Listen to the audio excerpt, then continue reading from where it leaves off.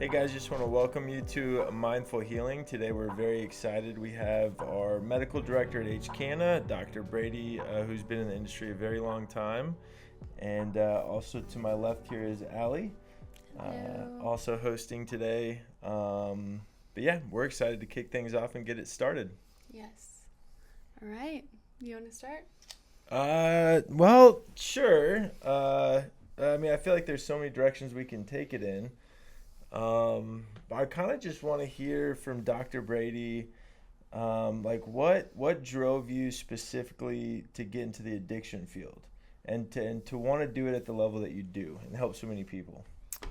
Well, I'll go back a little bit and try not to get too off path, but I was always interested in psychology and biology, and I discovered at the university I went to that they had a biopsych major, which got me very excited about just learning as much as I could about the human body, including the mind and body and physical parts. My original thought was I was going to go into emergency medicine, and then as I was a medical student, we did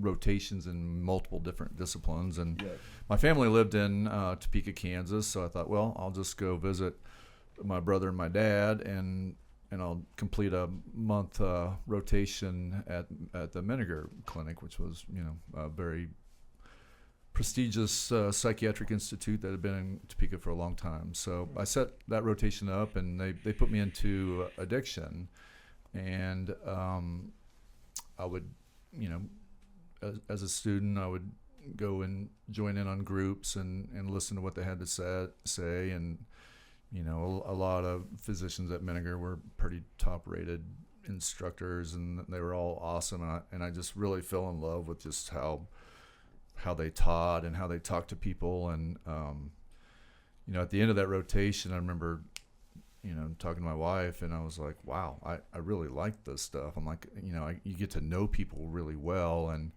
get to know their story and where they come from. And instead of just learning about their kneecap, no offense to anybody, orthopedic people, but Yeah, right. But I wanted to learn about people and where they came from and what made them tick and what was going on. And then at the end of that rotation, I was like, man, I better do one more psych rotation. So I did another psych in child psych, and I loved what they did. So I'm like, all right, I'm done with emergency medicine. I'm going to go into psych. So so my background was in biopsychology, and then as I went through med school, I thought I was going to be an ER doc, which didn't happen, and I'm glad.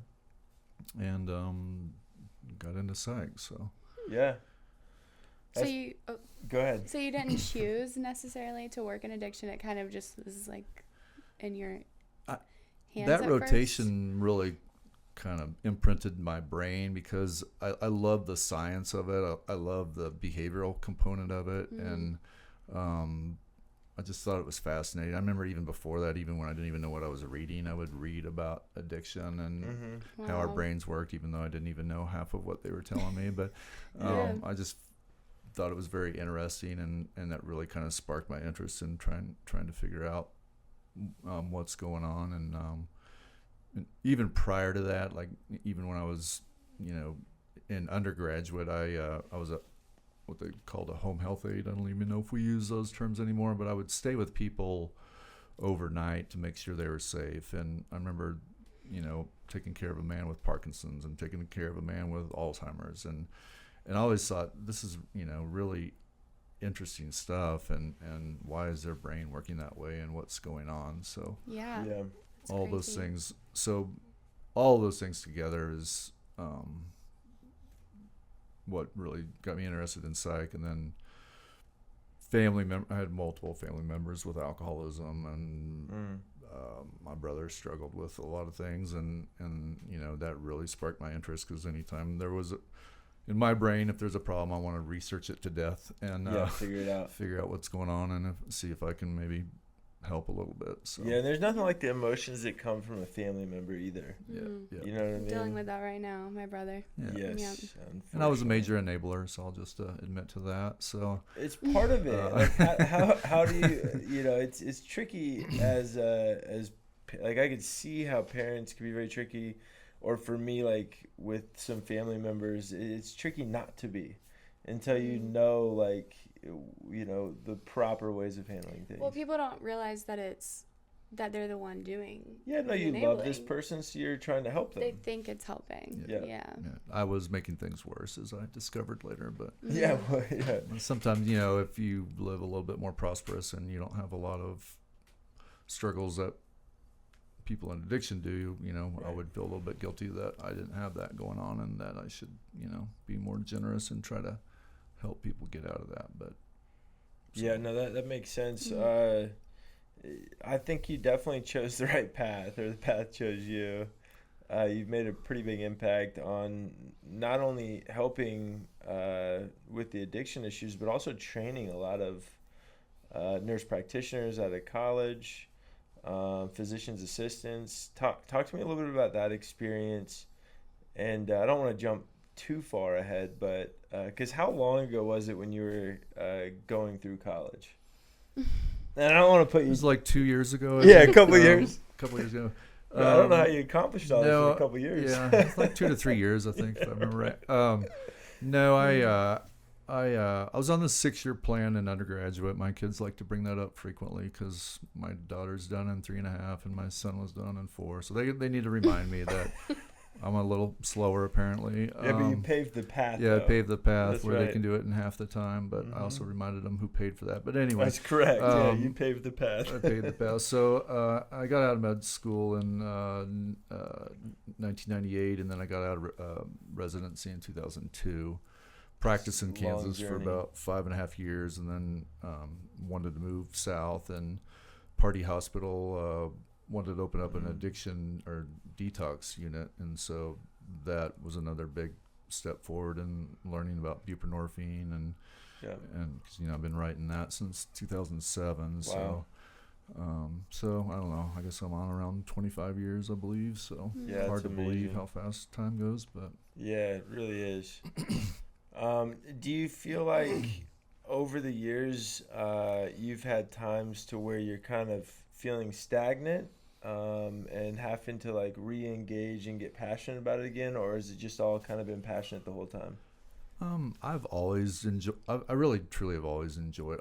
I just like talking to people, and I try to get rid of the medicine feeling because it feels very sterile and not very comforting in my mind. Yeah. You know, if I'm sitting on the other side, how would I react to me talking to me?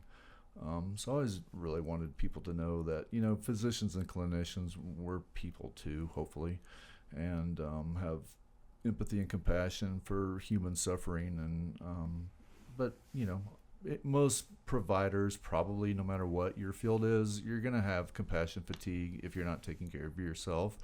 And I was guilty of that. And but now I know that if my attitude's going the wrong way, I need to, for me, go hit a golf ball, or just get outside, you know, or go do something outside, or go do physical manual labor outside, just doing something that helps me enormously. So yeah, I have a question, maybe you can answer, and it's honestly just like what you think.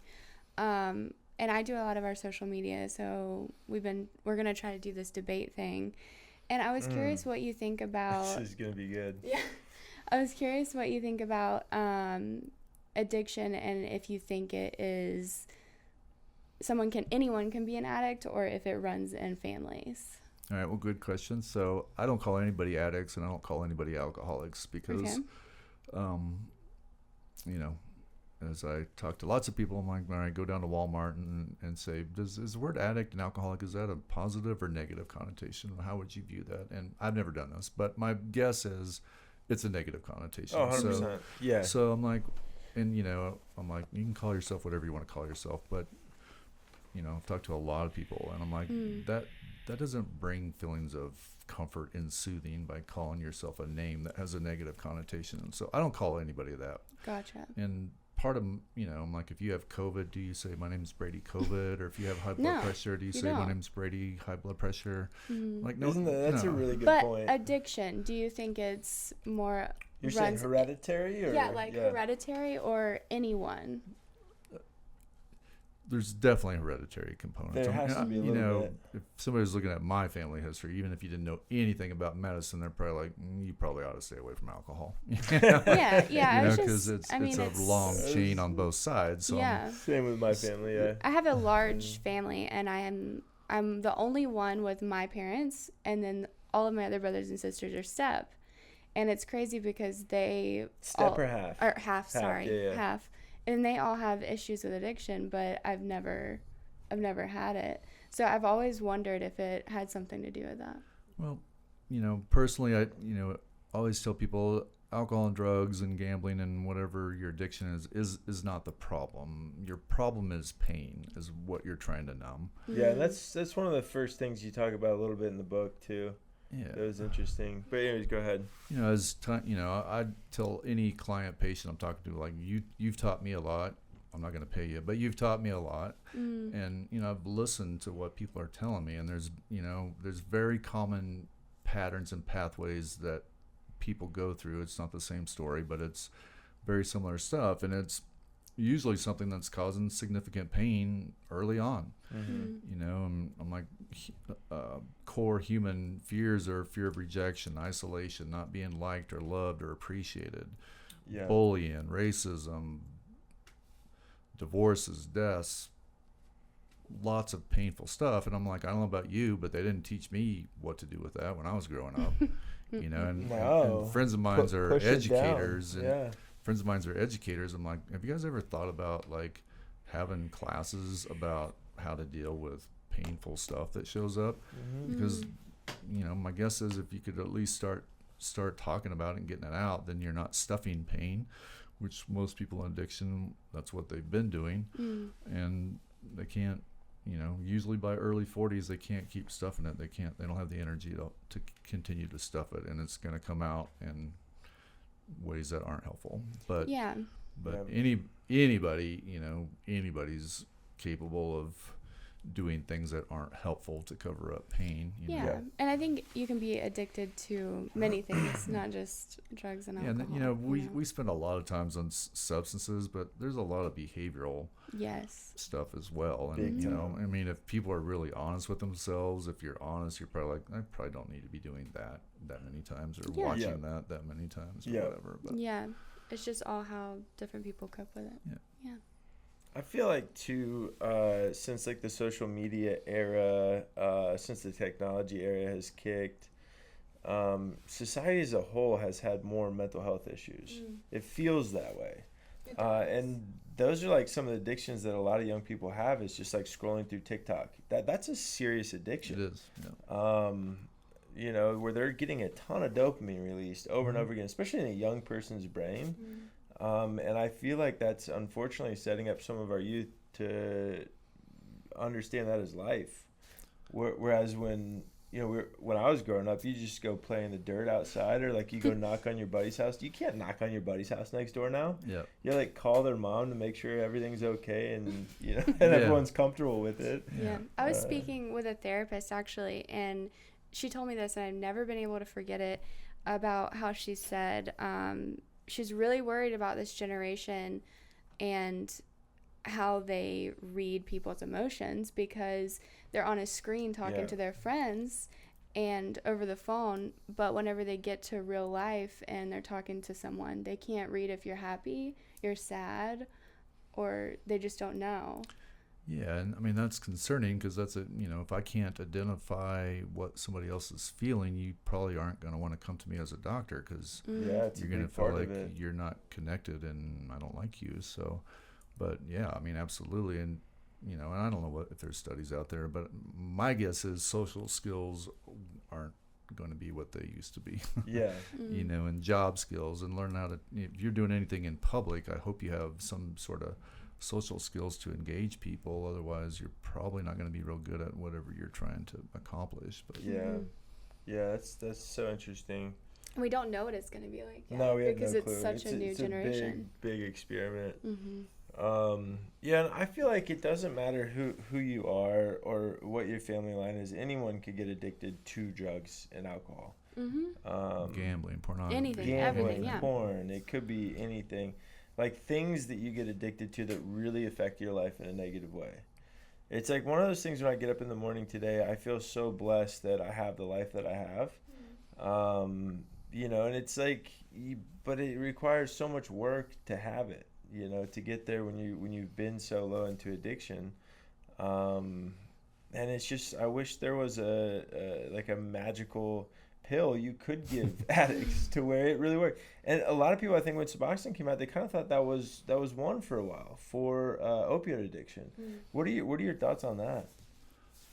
Just just Suboxone in general, from like when it came out to now, and where we're at with MAT in because general. I fought with a lot of owners, not you, but I fought with a lot of owners because old school abstinence. I'm like, look, we're all on the same page here, and I always tell people you have to put up with my dumb analogies, but right now you're in the 8th grade and you want your high school diploma. I'm like, you're not ready, and I'm like, I'm not going to sign your high school diploma because you're not ready right now.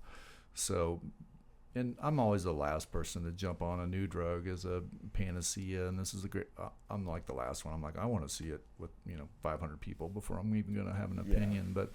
But buprenorphine saves lives. I mean, anybody I think would agree with me. But I mean, absolutely does. And they're, you're going to just get high. Well, I mean, we won't get real technical on how it works in here, but buprenorphine is a partial mu agonist, which basically it hits the receptor and levels off. It doesn't keep going and keep causing more dopamine release with more of it. And I see it written incorrectly a lot.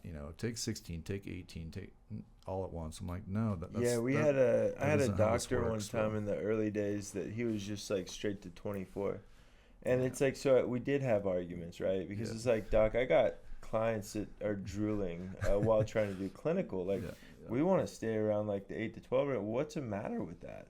And he said, well, we just got to stay this protocol. It's like, why? What are you doing? Yeah. And I never understood that side of it either. Like, I understand the benefits of the drug. Yeah. It saves lives. But if you're dosing it incorrectly, then it maybe isn't as helpful as it could be. That's a lot of stuff too, though. Yeah, absolutely. Water, too much water can make you sick, so does that mean I shouldn't drink water, so it's the right amount of everything. But, it's a huge lifesaver. And, when Sublocade came out, now there's Brixaldi, but the long-acting releasable that you don't have to take a pill or film or whatever every day is huge, and, the Harvard came out, I don't know, a year or two ago saying if we're talking about opioid use disorder that clients really need to be on it for 2 years before they think before they start wanting to come off, because the best data is people that have been on it for 2 years, worked on whatever they needed to be working on to get some resolution and peace with whatever's happened to them,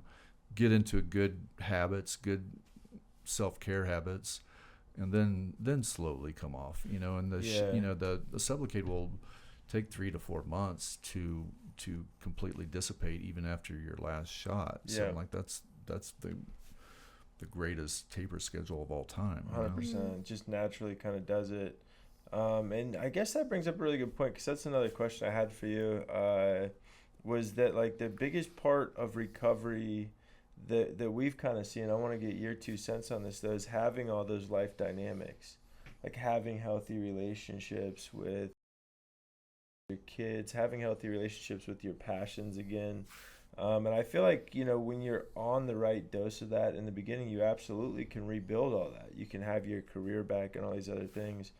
But I think, what are your thoughts in general about like these dynamics eventually getting checked in order to have a life that you can want to live for? Yeah, absolutely. To me, it just comes down to boundaries. There's personal boundaries, financial boundaries, physical, sexual boundaries. There's all boundaries. Why are boundaries even there? They're there to protect. There's a speed limit sign out front there. Why is it there? It's there to protect people from getting hurt or killed. Right. So boundaries are supposed to protect us. So lots of people in addiction, they don't have good boundaries, and I'm always like, they're not really afraid to say no. They're scared of that person's reaction. Yeah. I'm going to be shunned. I'm going to be ignored. I'm going to not be liked or loved or appreciated. I'm like, I'm like, if you really get down to the core, that's what a lot of it is. Like, I don't want to be excluded. I don't want to be isolated. I want to be part of the group, so I don't want to say no. But I'm like, if you don't say no, you're a doormat. And doormats will never be sober. That's impossible, because if you're a doormat, you're going to be resentful because you can't be yourself. You can't say what's on your mind. You can't act the way you want to act. So I'm like, if you hold on to resentments, you will never be sober, period. Yeah. So I'm like, if you want to be sober, you have to figure out, how do I release resentments permanently and continue to work on things where I'm not building stuff up that's going to cause me to want to go numb something. Yeah, the triggers. Yeah, it's super interesting. So throughout your career in addiction medicine, what are some of like your high points? What are some of the things that you kind of think about, look back on, that just felt good? All kinds of things. I mean, I always tell people, like, look, I'm a human too, and like, if you're I know that very well because we're golf buddies. Even though we haven't got to play in a while, like that needs to happen the next couple of weeks. I feel honored. So he is human. I feel honored when the younger guys invite me out and they whip my butt. But it's still it's a good experience, and I like watching people hit it a long ways. But I actually probably this maybe is a tiny bit grandiose. Sorry, but. There's a client at a facility that I was at that had a lot of notoriety at a national level, and that person was on television talking about his experience at the facility that I was at. Oh wow, good for him. At a national level, and he was talking about the questions that I'd asked him. He didn't see my name, but he had. Yeah. And I just remember watching that, and that just felt good, because it's like, wow, like sometimes you just feel like you're just talking and rambling and things aren't really reaching people, but they are. Yeah. And you just never know what they're going to catch. Yeah. And I still remember, or what I thought was important, they didn't think was important, and then I said something that I didn't think was that important, but they did, and he was talking about things that I said that got his attention and got him thinking. So, that's just one little snapshot. But I still remember, like, wow, that's that somebody would recognize that on a national level in front of a large audience that would say, these are the things that caught my attention, and that was pretty cool to hear that. But yeah, it had to feel good. Yeah, it had to feel super good. Yeah, it's interesting serving every demographic too, from like the indigent population to 1%ers or people with influence. They're not that much different. The only differences that I've found is resources, and sometimes those resources are what's more challenging to have recovery, because they have so many different trampolines and endless resources to fall back on. Have you seen any trend with that? Well, I tell people, addiction doesn't care how good looking you are, how smart you are, or how much money's in your pocket. It doesn't care. Yeah. And I've told people, like, look, from attorneys to physicians to successful business people to I've had professional athletes, and I'm like, we're all in this thing together, and you may have a certain skill set over here, over there, but at the core, we're all in this together, and but no offense to previous programs, but a lot of programs just focus on that alcohol or that Coke or that meth. I'm like, you're missing the entire boat here. Yep. Like they're trying to eliminate pain, and if you don't get to the pain, you can stop using whatever you want to stop using, but you're still carrying pain with you, and you still don't have peace. I'm like, is your goal to be sober? Is your goal to be sober and happy and content? Like, what's your goal? Yeah, there's a source for why that's coming up absolutely. And why they're wanting to use. And like, pain is a bully. That's what I tell people. Like, pain's a bully, and if you don't address it, it addresses you, and it wins. Yeah. But I'm like, you have to address the bully, and you might get hurt for a while, but eventually the bully's going to go away because you're standing up. And you're standing up for yourself, and you're making a boundary. Like, no, I'm tired of being a doormat. Yeah. So in my experience from growing up, I grew up in a very different place, and everything was like, I guess, like 10 to 15 years behind on It's like time. from the 70s. I've got a full tour of all of it. It's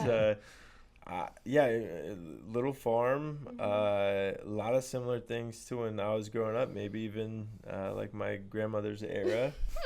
Is different. And from my personal experience, and I'm not sure if this is even something we could talk about, but I always saw, and this was even in my brother, he had problems with addiction because of doctors and therapists that he saw was prescribing him medication when he was really young. And I was just curious if you ever see that in people, and that could be another leading reason. Well,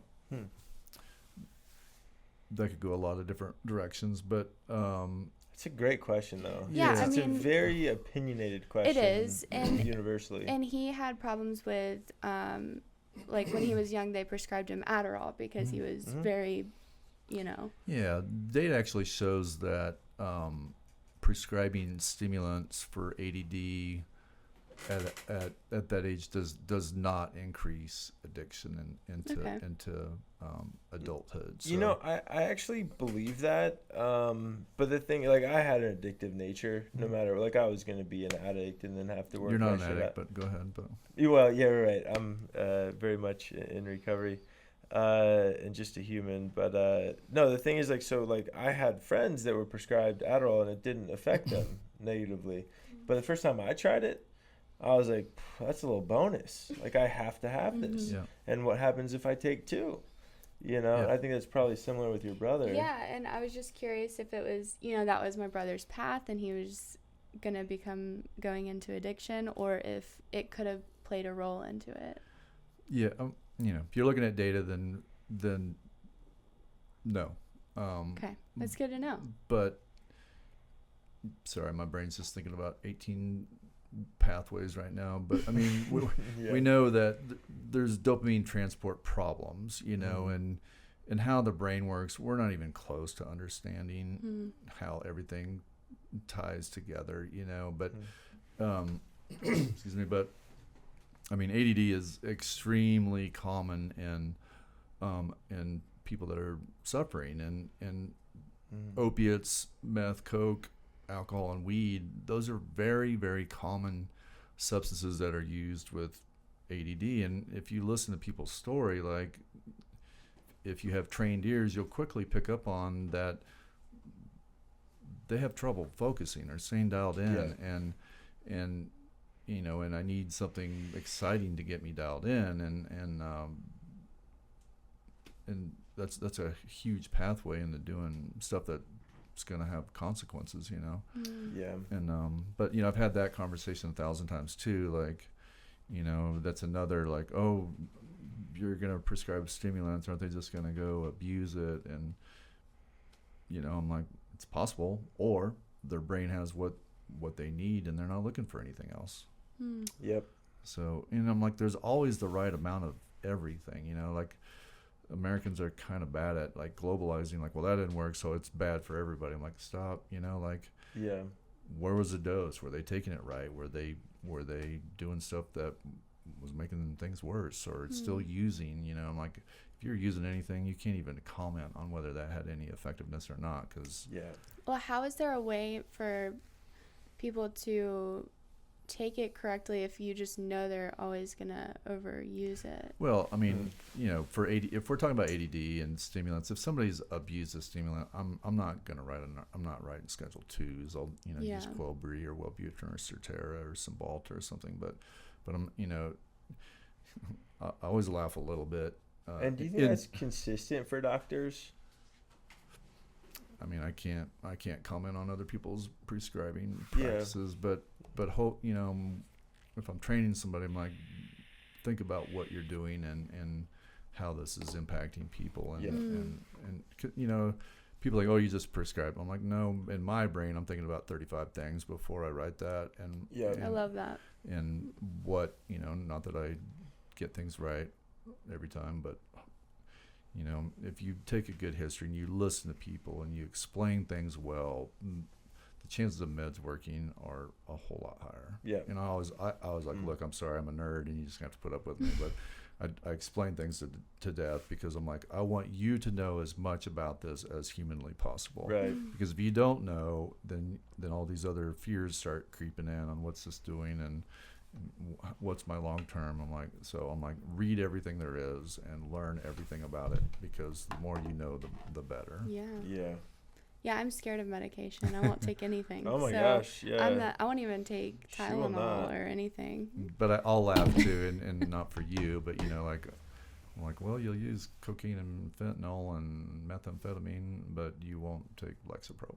Like, help me understand that. I won't take anything. But Yeah. usually people laugh when I Yeah. do that. They're like, yeah, that don't make a whole lot of sense, does it? No, that doesn't. happens though in our centers often. Like, no, I'm not taking that one.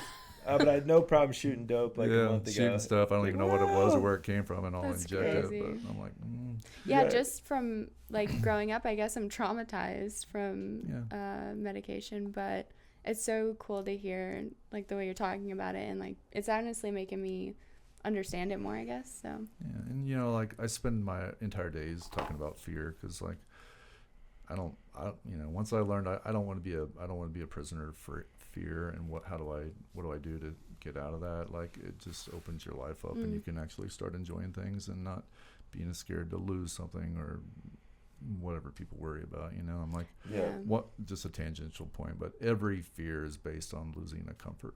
Every Yeah. single fear. No, I fully resonate with that. yeah, it Yeah. makes sense. I have extreme anxiety, so over everything, just little things. Don't even know why. But if people are And- honest, like, my fear is I'm going to lose the comfort. People, sex, Yeah. money, jobs, relation, whatever. They're scared they're going to lose the comfort. Yeah. And people do crazy stuff when they fear losing the comfort. Yeah. That makes sense. Yeah, it's one thing I've had to deal with in my life, and I'm sure you've had to deal a lot with, considering your profession, is stress management. And I know, like, they say stress is a killer for a reason.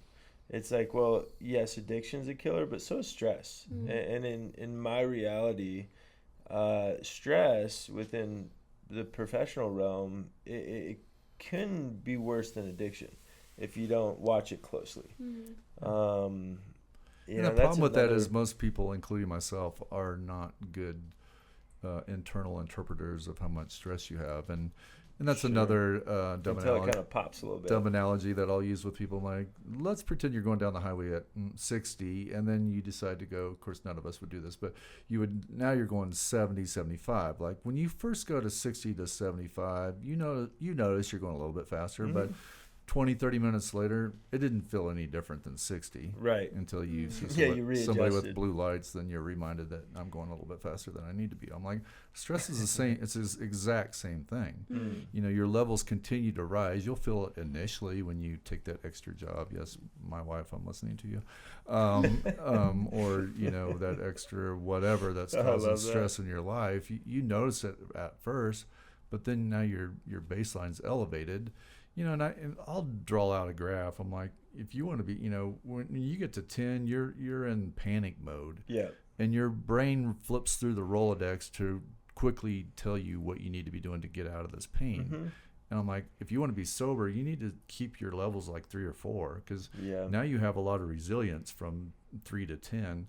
But if you're up at 8.5 and 9 your whole life, all it takes is one little incident, and you're now into panic, and like, there's no way you'll be sober like that. That's impossible. Or do something stupid. One little thing. I get a tick, or the hot water heater goes out, and people lose their stuff, and they don't know why. Because I'm like, because your level's so high and your resilience is close to 0, you can't take any more insults without losing it.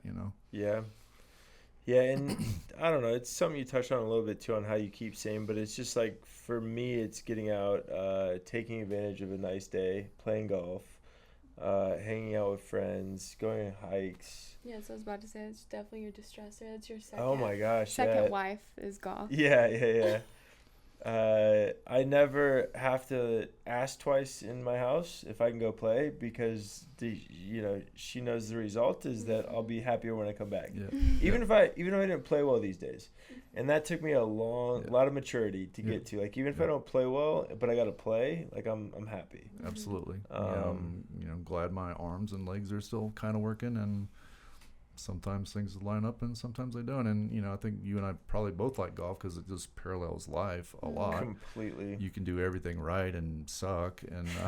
And some days you're like, I'm hitting the ball terrible, but I'm scoring really well. Yeah. So I'm like, there's no rhyme or reason. So yeah, I never even understood golf, and then I went out and started learning about it, and it's wild. It's like 99% mental, and I like it that you have to train yourself to stay calm. And and a side note, some people are letting me work with them on the mental side of golf. We're not going over swing stuff or nothing like that, but that's probably my next gig. It's just, and I just do it for free because it's awesome, because it's fun. But because I'm always like, when you're playing your best golf, are you really worried about stuff? Nothing. I'm like, no, that's not even in your brain. Like, you're like, give me a 7-iron, that's it. That's a side conversation we gotta have. But it's super rewarding, and I'm like, you can take those same skill set into your personal life, business life, or whatever.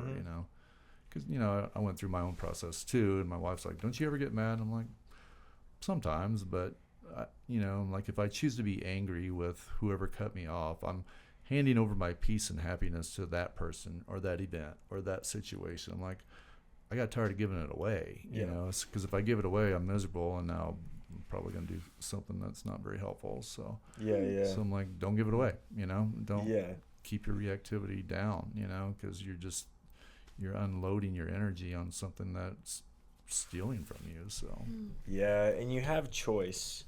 And I feel like as you grow and mature as a human, like, you realize that you have choice. But when I was younger, I didn't realize I had choice. It's like, oh, they cut me off, I'm pissed. Like, I don't know how to control that. But I'm gonna return this favor to you quickly. So. It's coming back.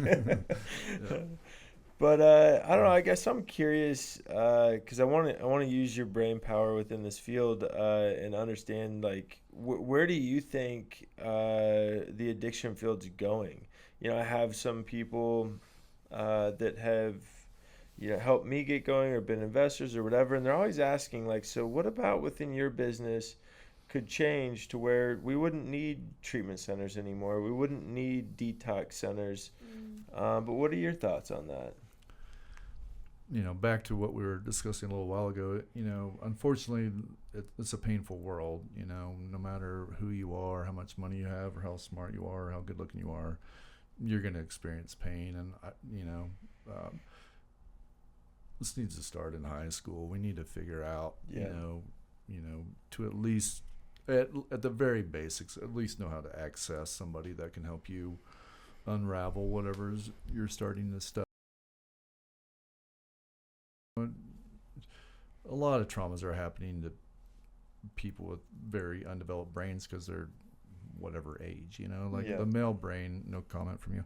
The male brain isn't even fully formed till we're 26, females is more like 18 or 20. That's why they're a whole lot more mature than we are, and they know what's going on, and they know what they want as soon as they get out of high school. Like, I thought I was going to play pro golf. That's how mature I was at that time. Yes, okay, maybe I'm not that good. So, but like getting just as you brought up earlier, it's an access problem, right? Like, if most of the people, they don't even know what they're dealing with, because everybody's like, you got a problem with alcohol and you got a problem with cocaine, and they think that the cocaine problem. Nothing to do with it. Like, it's not. That's not it's a problem, but it's not the problem. I'm like, you're trying to cover something up. If you were perfectly peaceful and happy right now, like, are you still looking for that? Like, no, that's not how human behavior works. If I'm in pain, I'm going to look for something. If I'm not in pain, I'm content, I'm happy, I'm enjoying whatever. So I'm like, that's what we need to figure out how to get to, because why does anybody go gambling? Why does anybody, a lot of times, supposedly nobody works like Americans work. The amount of hours and weekends and nights and like, supposedly, around the country, nobody works like we work. And it kind of used to be for the American dream. I still feel like we have the best country. But there's a lot of issues with what we do over here. From a marketing perspective, like, well, I need to convince you need to BMW 4, I got to convince you of that, because Yeah, I feel like I need another one. you won't be I crashed my accepted, last or one. yeah. I was looking at it years in the parking lot. I'm like, dang, keeps that thing so shiny. But I'm like, so part of the economy is like they have to convince me that I need something. Yeah. So then so that John will accept me, I need to be driving a certain car, wearing certain shoes. So Yeah, it's if I interesting. don't have that, he's not going to accept me. He's not going to invite me out to play golf. So I put a lot of pressure on myself to do those things. Yeah. And then it just starts spiraling, and then people are working themselves to death and stuff.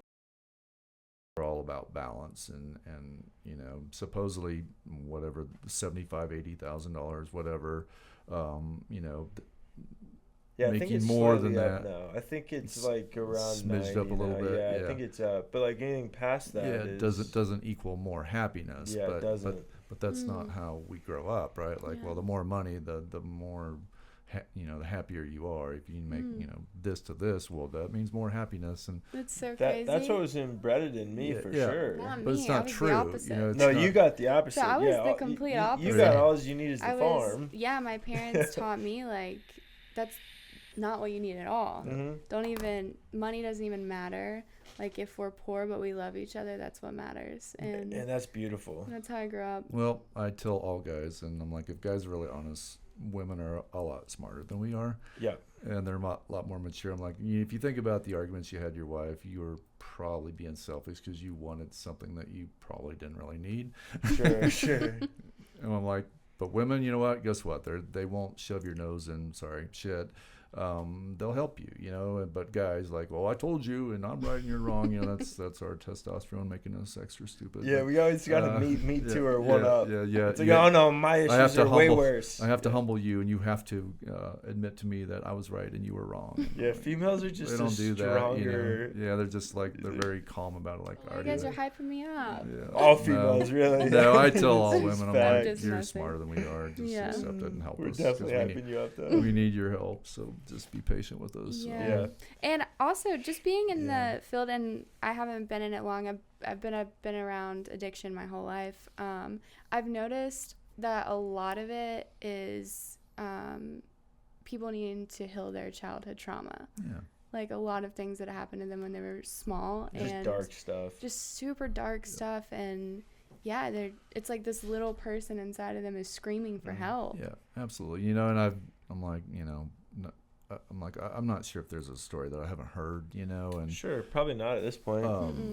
and there's no words to say to people with that kind of horrendous treatment, and I've, as part of intakes, I go through trauma, and people are like, no, I haven't had any trauma, and then, I'll try to be a little bit more specific, like, no, and then, halfway down, just even yesterday, no traumas, and then, oh, by the way, my mom killed herself when I was 5. Yeah. And I was It's just like, like, Oh, That's okay, not I my wasn't- trauma though. Yeah. That was mom. yeah, This this Yeah. person told me that, Yeah. and I was like, but you can't even process that when Yeah. you're, No. however Yeah. old, 5 years old. Oh, well, they just passed away. You Yeah. know, you don't know what you happened. know, and that can't not impact you, Mm-hmm. Yeah.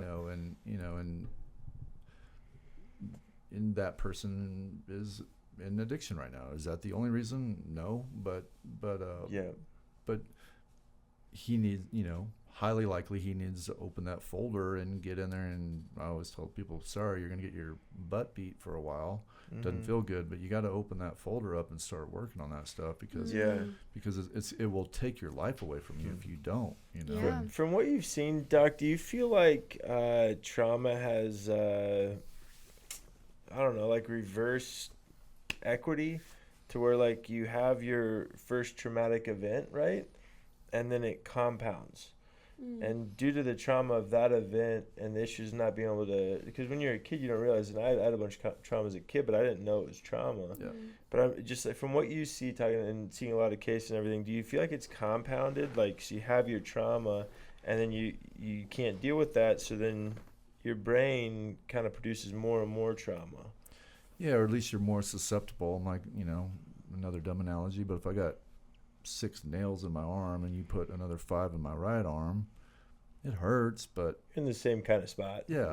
Yeah. But I mean, it's just more more pain, nails to take and, out. yeah, and historically, like, people that are getting into their late 30s and early 40s, that's when a lot of people are like, I'm losing it and I don't know why. You know, tons of people like, I didn't really start using a lot until I was 35 or 37 or 38. Because in my mind, it's like, oh, it started when you were 8. And you're like, no, it really didn't. You know? Yeah, I've had a lot of people tell me of the older demographic, like into 65 and 70-year-olds. Not a lot, but some said, I haven't had my first drink till I was 50. That's how I know I don't have a problem. Yep. And I said, well, how much do you drink now? Yeah. Yeah, it's crazy. It's interesting. But a lot of people, they want to get stuck on how much and how often. I'm like, that's not even that doesn't issue. matter. It How's doesn't it matter. affecting? Like, how's it impacting your peace right now? Yeah. Is there a cycle that you see in addiction where it's like you'll see people coming in and they go 6 years and then they come back in, or anything like that you've seen? Yes. And I'm like, when people are telling me about a relapse, what the same 4-letter word they use, it's not a cuss word, but the same 4-letter word they use over and over and over. Stop. I stopped doing this. I stopped doing that. I stopped going to groups. I stopped taking care of myself. Oh, yeah. Stop going on. 100%. I'm like, do you notice the same word is showing up here? I'm like, I love cars. You love cars. I'm like, if I stop putting oil and gas and taking care of that car out there, how long is it going to last? Yeah. Yeah. It's on a timer if I do that, not that anything can't happen if I do all the right things, but my chances of things happening in the reverse direction are a whole lot less if I'm I taking love the care analogies. of it. Just makes it so much easier for people to grasp that. Yeah. But I'm like, if I'm taking care of it, I have a lot better chance that it's going to stay together and run. There could always be something that could come up to park it, but I have a lot better chance of it staying together if I take care of it. Yeah. And when you take, I'm always like, and I had to learn this too. I had to learn my own stuff, but I'm like, if you don't take care of you, you have nothing to offer anybody else. If I don't at least play golf, you don't want me to talk to you because I'm just going to be grumpy and irritable. I'm like, that doesn't help anybody. So I'm like, people really need to become experts in learning how to take care of themselves. And I used to run groups. I love groups, and I may have to do it again because I loved it. But please do it with us if you ever decide to. There'd be 10 or 15 people in the room. I'm like, give yourself a grade on how you treat other people, just in general. B plus AA, B plus AA, almost every time. I'm like, give yourself a grade on how you treat yourself. DDFFF, DDFFF. So I would write all this down. I'm like, so how I treat other people, B plus, A minus average. How I treat myself, D minus. I'm like, does anybody see a problem with that? I'm like, that's something I'm going to actually bring up. The bottom line is, whomever you value, whatever you value, you'll take care of it. Yeah. So if I see D's and F's, you don't value you, or you take care of yourself. Yeah. And, as we all know, like, I effed up too many times. I made too many mistakes. I'm like, show me a human that hasn't, if we could open up everybody's book, you would see a whole lot of mistakes, it's interesting for my self-talk too, and I'm sure a lot of people have to resonate. I feel like some people don't. Like, some people always treat themselves as an A. Maybe not. Quite a few people I know. But with mom, when I'm feeling good, I'm treating myself like a B plus for sure. Sometimes better an A, and then when I'm not, just comes, life has these cycles. Fortunately. And I don't know what cycle you're more susceptible to, forming another addiction issue. Well, let me ask this, because you guys weren't prepared for this question. No, we weren't prepared for anything. And I'll ask you. I'll put you on the spot. There you go. If a man is honest, do you know what our number one fear is? Oh, gosh. I don't want to Guess. If a man is honest, if we're honest, if we're very vulnerable right now, and we are being honest about what our number one fear is, about life, or about like anything. What our number one, if we're honest, what our number one fear is. Maybe losing their family, or a man's number one fear is that we can't provide, or we can't provide at the level we think we should provide. And this is so that's true. A man's number one fear. Women are no offense. Women are clueless to that. Women are clueless to that. They're like, why is he working 500 hours? And why is he always gone? It's what society's put on us, Doc. Yeah, it's what like, you were saying earlier. Yeah, it's like that. resonate with that heavy, and I've had those struggles recently. You know, it's an interesting place to be, and like you have the kids, right, and you love the kids, and I know, so you're like, they have needs though. They're not cheap. Yeah. You gotta work, you know. So it is how you're providing is kind of how you carry yourself, and you value that. And a huge thing, like you were saying, I don't understand is, I mean, 100%, because I don't know if it's just how I grew up or because I'm a woman, but how I grew up is all you need is love, and that means nothing. And I try to tell him all the time, I'm like, I don't care about that. I love you, like, you know, and we'll figure it out. Well, just to be fair, and anybody can call me out on this, but what do you think a woman's number one fear is? Oh gosh. Stability. Not having stability. I want a strong man. Yeah. Yeah, exactly. Like loss of emotional connection is usually number one. Like because that makes their sense. behaviors are, I don't want to lose the emotional connection to you, but it doesn't come out that way. It's like, why are you going there? And why are you doing that? And why are you playing golf today? And but I'm like, what is she really telling you? What is she really asking you right now? Yeah. She doesn't feel the emotional connection. If there's not an emotional connection, there's no safety. There's no security. Yeah. You know, because if somebody's just providing for you, but you're not emotionally connected to them, you probably aren't. Correct me if I'm wrong, but you're probably not going to feel. Yeah, connected it's to your crazy partner, that you say that. Yeah, because whenever we met, I'm super independent. I had my own thing going. I was like, never need a man. Like, I'm good. Just facts. I was like, who are you? What are you talking about? She wouldn't even let me buy her dinner for the first 3 months. I bought food. We got in arguments over that. So, but then when I met him and finally got into a relationship where I felt like someone was my stable or my home, all of those guards went down for me. Like, everything went down, and I was like, okay, now he takes care of me. Like, that's it. And now I'm good. Because it's a thrill for us. It's a feeling of accomplishment that we're able to provide whatever it is that we think we need to be providing. So and it's the family's a big component of that. And then it's like when you have a business, it's just like another child, with a lot of family members, and sometimes very dysfunctional. You know, so. That's a whole nother realm. Yeah. And I did have one big question for you that I wanted to ask you was, how do you feel about, like, do you think there's, I don't know how to put this, do you think that people deep into addiction where there's no way out? I don't believe that, and maybe I'm clueless, but I don't know.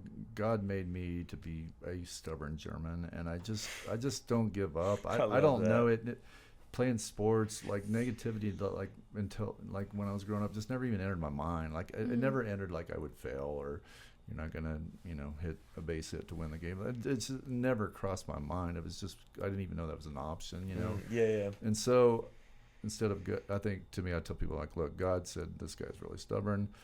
Let's get him into something to help people instead of kill himself. So like, so I'm like, I think anybody that knows me, like, I try to get people in treatment. I don't care where they're at or what's going on. If you are breathing and talking to me, we got a chance. Yeah, I was just curious. I believe about that too. Yeah, like the mental aspect. I was curious if like you're using, let's say you're used for 20 years, and then I don't even know if. I guess the drugs can make your mental health, go drain. And for sure. Yeah, I was just curious if you think that can have any impact. I don't know. If I start thinking like that, I probably need to be done. Because then I'll start giving up quickly on people. I'm like, I don't want people giving up on me. Because you just never know who's gonna make it. Yeah, and I'm a Christian, and I'm like, it's not up to me. It's not up to me. It's not up to me. So, the Bible talks about get into the trenches with people, and that means get into their pain and their sorrow. Because it's easy for me to like throw money at John when he's having a problem, but I don't want to hear about it. That's an easy thing to do. But like, all right, I'm going to go hang out with him. And I know he's down and out right now. I'm just making stuff up. But I love that, though. But, like, that takes energy from me to be compassionate and empathetic, to, like, listen to a friend and see if I can at least, be there. And, in a male's brain, I think I can speak for males right now, but, like we have a fix-it brain. Like, we hear a problem, I got to fix it. And female brains don't work like that. And I'm like, and when I'm talking to guys, I'm like, look, you're not going to change that. You let me know, that's not changing. So some of the best advice I ever heard was like, when your wife's talking to you and you're going through like, all right, I got to figure out how to fix this. Like, stop and like, do you need to be heard or do you need a solution? Yeah. That was some of the best advice I ever heard because just need to be heard. Most guys, like women don't know this, but as soon as we hear that you're in discomfort, we're going to like start reeling through the Rolodex of how to fix this problem. Yeah, we need to fix this now. Yeah, because if you're not feeling there's good, a I'm nail not in the head video. Yeah. If anybody gets a minute 30, look it up. It's maybe very, Will, our producer, can add a clip in on this nail in the head video. We Nail got a couple things we need you to add in. It's a minute and a I know half. we're about It's to talk a about this minute book and a in a half, second. It's funny. It's not making fun of people, but it's funny, and it's totally like how male and females, a lot of us communicate. Because if you're talking to females and you don't identify the emotional component, she's going to tell you you're not listening. And the male's like, no, I heard everything you said. And the female's like, you're not hearing me. And that's the cycle that that goes on. And the guy's I tell him that all the time. The guy's like, I hear the words. I can I'm repeat like, I hear everything. I can repeat the words back to you. But I'm like, guys, if you don't identify that she's in pain or that sucked or that was bullshit, she's not gonna feel hurt. Yeah, no, because we're jumping to solutions quick. Yeah. But no, I want to chat about and definitely, Will, I'm hoping you can add a link in or however we want to do that. But talk a little bit about what inspired you to write the book. I believe it's called In Your Addiction. Yeah. And just what, after your career and the career you're still currently, you're so busy right now still. It's like, what inspired you to want to write a book? Well, I would say things to people and I'm like, that was pretty good, Yeah. Like, as in, you said things to me work. before. I'm like, hey, you just put out a book. And a lot of people were like, that I did. They were like, man, you need to write something. I was like, really? And I was like, oh. And then like, I'd write on a little piece of paper like a little thought, and I'd stick it in my pocket, And so I'd have this huge collection of just like things that were helpful or things that I heard or something that I would identify was blocking people. So I would ask my wife, like it was like this 6 books. I'm like, why don't you put it in one? I'm like, well, that makes sense. But I'd have it all over the place. And then I'm like, is there like a pattern, a cycle to what I'm hearing, and trauma's involved every time. And people are like, I don't have trauma. I'm like, for me, I identify trauma as anything that threatens your security. Yeah. Physical, sexual, financial, relational, anything that's threatening that could be a trauma. So I'm like, that's about all of us at some point. So I'm like, I started like just writing down like cycles that most people go into, and then I suddenly, I'm a very visual person, like a lot of guys probably. Like when we write it down, we're like, oh, my brain's working a lot better. And so I would see it, and I'm like, well, here's what happens after that. And then suddenly I saw like, this looks a whole lot like that, and this is what people get stuck in. Yeah. I'm like, and they don't even know what they're fighting. So, and then they just call themselves names, and I'm an idiot, and I'm gonna F up, and I'm like, no, you're not. You don't know what you're fighting. You're not stupid. You're not an idiot. I'm like, if you don't know what you're fighting, it's kind of hard to figure out. So, So that's how I wanted to make it, I don't like this word, but stupid simple, just like very simple and direct and transparent. Because I'm like, a lot of people, they don't want to read a long book. I don't necessarily want to read a long book. I'm like, just give me the cliff notes of what I need to know. Get the meat. And then, obviously then people can like be done with it, or they can like, oh, maybe that'll open up another channel, or like, maybe I need to think about this more, or maybe I'm stuck in this cycle here or this phase that I'm having a hard time moving on, or at least understanding what's even going on here. So, it's not perfect. It's not all inclusive. It's not going to include every single person, but I think the vast majority of people could probably resonate with it, at least hopefully some parts of it. And, the goal is just to help people and to, get their life back, get their family back, to me, like, regardless of money and blah, blah, blah, blah, when people write you a letter and like, back with my wife and my kids are back in the house, I'm like, man, that's the best, Yeah. The first part of the book that I've had the opportunity to get through was talking about like understanding your addiction. And it was just helpful to read through that. And of course, I can't wait to finish the rest of it. But are there copies available of this? I now? haven't published it yet. It's sitting on my computer, but Okay, so I was soon telling enough. him, I was like, I'm just really picky. I need to let it go, But Yeah. fear of rejection, I guess. But no, but I just want it well written and easy to follow. Yep. And so far, most people that read it like, this is easy to follow. So Oh yeah. That's yeah. good. so now it's just a matter of me figuring out how to get it published. And I'm like, I'm just gonna highly likely just publish it myself. And if people that I work for, if they think that it's helpful, I'll just give it to them to give to clients and patients and stuff. Yeah. And, Yeah, you just have to keep Great. us posted on that.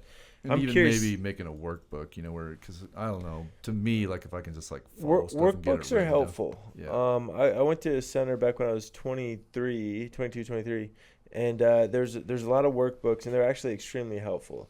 And when I was doing it, like when you start doing the workbooks, though, when you're just early trying to start a new life, very cumbersome. You're like, what am I doing? This is silly. This is dumb. Yeah. But then you start to get into the workbook, and then you see the progress from it. Yeah. I like workbooks. I'm curious, 'cause I know we're running out of time today. If there's someone out there struggling, not feeling like they're good enough, what would you say to them to encourage them to, like, because you've seen it all. Yeah. You've seen the worst turnaround. What would you say to them to, like, reach out and want to get help? Like family members and stuff. You need to use language that's not making people feel like shit. Like that's the last thing they need. Like, I don't need to remind you of mistakes. They already know that. Like, Yeah. so I'm like, encourage them. Like, I'm no different than you are. Like, you may have an issue with this. I have an issue with that. I'm like, try to let people know it's okay. It's okay to ask for help. We're Americans. I'm going to do this myself. I'm like, no, you're not. Has that happened? Is that working for you? Yeah. No, it's not. I'm like, all you're doing is tearing more stuff up. So I'm like, there's all the different phases of where you want to be. But, like, to me, and when I'm training people, I'm like, I don't care how smart you are. If you can't connect to that person, they're not going to listen to anything you have to say. True.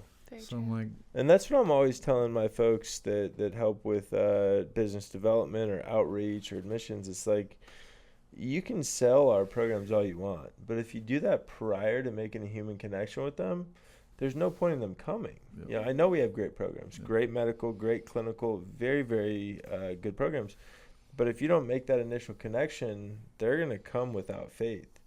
But if you have that connection, then Yeah. yeah, and sometimes too, it's not even like, don't even focus on the substance. Like, go figure out what you're fighting right now, yeah. or, like, I love that. Who they are as a human. yeah, who are you? Yeah. And what's holding you hostage? I always ask people. That's a great you like to be question. held hostage, do you? And so far, not one single person's told me yes. So I'm like, figure out what's holding you hostage. I'm always asking Allie that, and she's like, well, you are. I'm like, what? I'm just kidding. You are. That's You right. stay in the basement. No, I'm just That's right. Oh my goodness. I'll unlock the door for you, maybe. But yeah. But- You've been bad. Yeah. different topic. Crazy. Yeah, I mean, I think that'd be something great to teach people that work for the company is like what really happened to you, not why are you masking it. You're like, Yeah. why are you here? Yeah, and what happened? Why are you calling Now, today? why did you choose to take that? And Yeah, and if I ever hear people saying, "Well, I'm here for my wife, or I'm here for my kids," I'm like, "Stop." Yeah, hang on. then why I'm are you like- really here? Hang on. I'm like, Yeah. because you can do Gosh, all those things. I miss direct client care so much. I'm Yeah. trying to gear everything up a little bit within my own stuff on my duties to where I can get back in, because that's what fills me up. Yeah, yeah. Talking with the clients, talking to people seeking help. Gosh, it's so nice. Oh, it's amazing, and it just is such a refresher on, like, this is why I'm good at this. This is why I like to do it. But getting away from that, it's challenging, But that exact topic, I'm here for my wife. Yeah. That doesn't work, and they look at me like, "What?" And I'm like, One of my best employees, though, he came in. He's one of our really good employees now. I'm here for my daughters, he said. I said, well, tell me why you think you're here for your daughters. Well, they seem to think I have a really bad alcohol problem. Well, has alcohol been an issue for you? Well, yeah, I drink a couple cases a night, sometimes a case, haven't been able to keep it together. I'm like, well, it sounds like you're here to get your life back on track, and we can help with that.